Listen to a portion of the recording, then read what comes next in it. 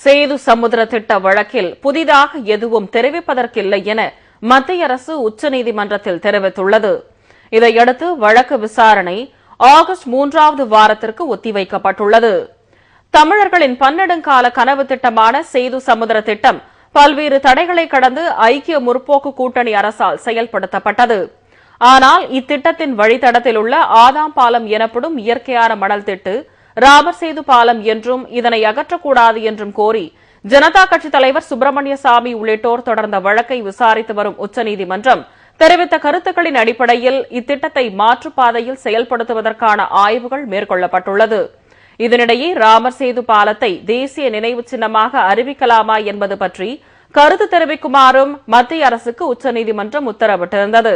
இந்த வழக்கு நீதிபதிகள் HL தத், அனில் தவே ஆகியோர் அடங்கிய அமர்வு முன்னிலையில் இன்று விசாரணைக்கு வந்தபோது மத்திய அரசின் சார்பில் ஆஜரான கூடுதல் சொலிசிட்டர் ஜெனரல் ஹரேன் ராவல் மத்திய அரசின் கருத்து ஏற்கனவே தெரிவிக்கப்பட்டுள்ளதாகவும் புதிதாக தெரிவிப்பதற்கு ஒன்றுமில்லை என்றும் கூறினார்.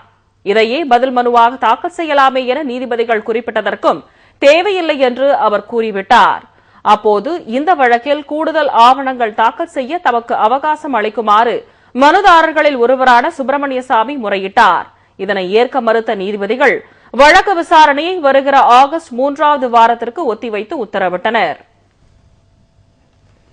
தமிழர்களின் நீண்டகால கனவான சேது சமுத்திர திட்டம் தொடர்பான ஆய்வு முடிவுகளுக்கு மதிப்பளித்து அத்திட்டத்தை விரைந்து நிறைவேற்ற மத்திய அரசு நடவடிக்கை எடுக்க வேண்டும் என்று திமுக தலைவர் கலைஞர் வலியுறுத்தியிருக்கிறார்.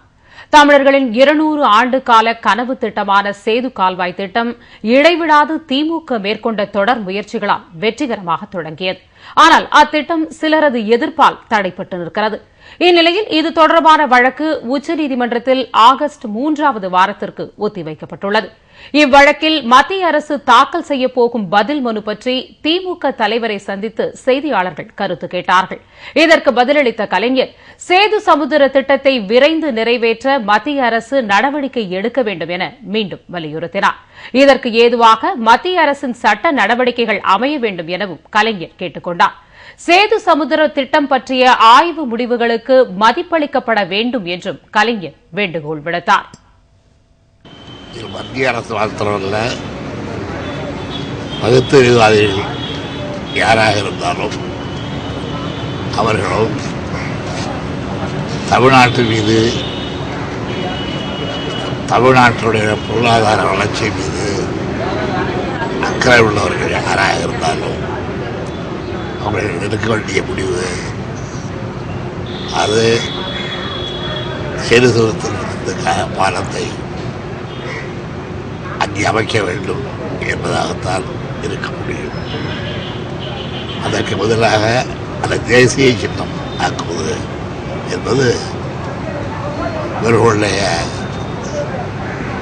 ஆசைக்கு வேண்டுமானால் அது தேசிய சின்னமாக இருக்கலாம்.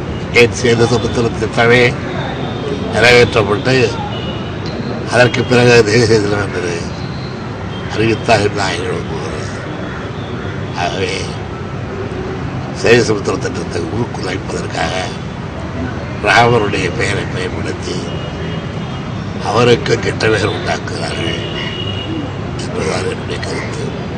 அதற்கு மத்திய அரசு துணை போகாமல் இருந்து இதுவரையில் சொல்லப்பட்டுள்ள ஆய்வுகளுக்கு மதிப்பளிக்க வேண்டும் என்று நான் கேட்டுக்கொள்கிறேன்.